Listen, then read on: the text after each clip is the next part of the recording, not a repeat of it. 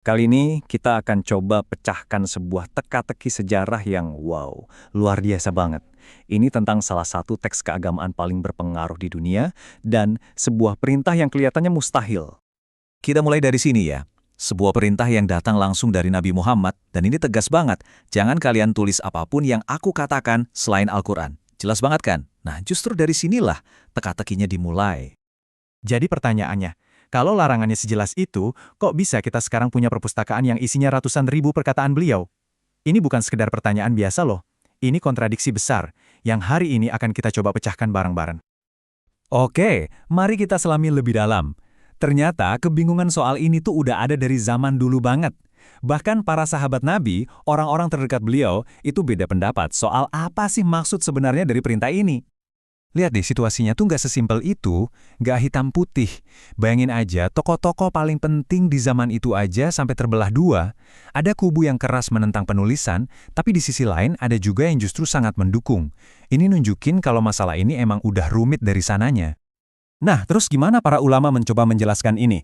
Well, ada beberapa kemungkinan yang mereka ajukan. Pertama, mungkin larangan itu cuma sementara, biar nggak kecampur sama Al-Quran. Atau, larangan itu mungkin udah dicabut. Kemungkinan lain, itu aturan umum, tapi ada orang-orang tertentu yang dikasih izin khusus. Jadi intinya, ceritanya jauh lebih kompleks dari sekedar kata dilarang. Oke, cukup teorinya. Sekarang kita lihat buktinya langsung. Soalnya, di tengah semua perdebatan ini, ternyata ya, kegiatan menulis hadis itu udah dimulai. Dan ini nih yang menarik, dimulainya itu jauh lebih awal dari yang kita kira. Dan bener aja, ini bukan cuma omong kosong. Beberapa sahabat Nabi itu ternyata aktif banget bikin catatan pribadi. Mereka nyebutnya sohifah, ya semacam buku catatan atau gulungan pribadi gitulah. Nah, dari semua catatan-catatan awal itu, ada satu yang paling menonjol, paling terkenal.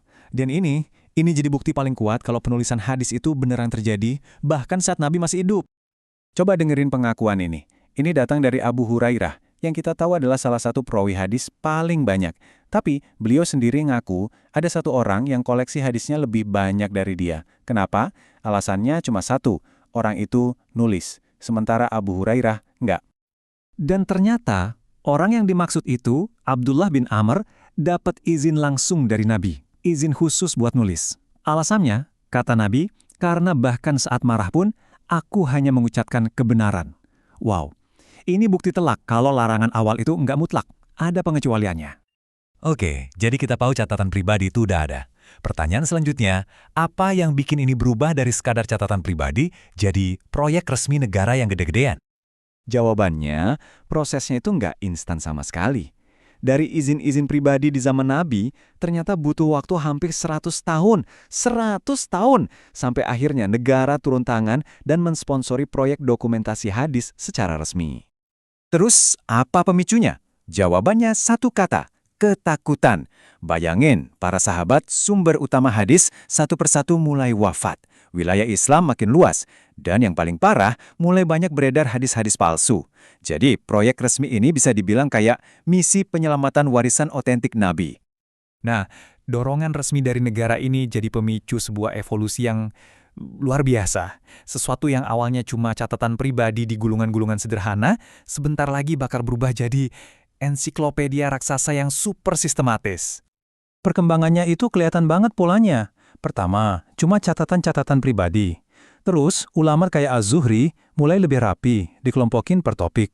Naik level lagi, Imam Malik bikin jadi satu volume komprehensif, sampai akhirnya Imam Ahmad lebih spesifik lagi, misahin khusus ucapan Nabi. Keren ya, setiap generasi itu membangun di atas fondasi generasi sebelumnya.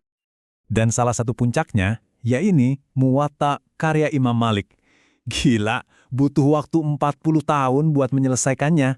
Ini jelas bukan lagi sekedar catatan harian. Ini karya monumental yang jadi rujukan dasar hukum Islam dan hadis buat semua orang.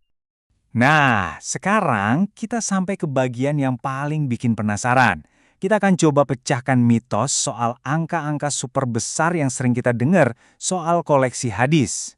700.000. Katanya segitu jumlah hadis yang dikumpulin sama Imam Ahmad bin Hambal. Tunggu dulu, 700.000?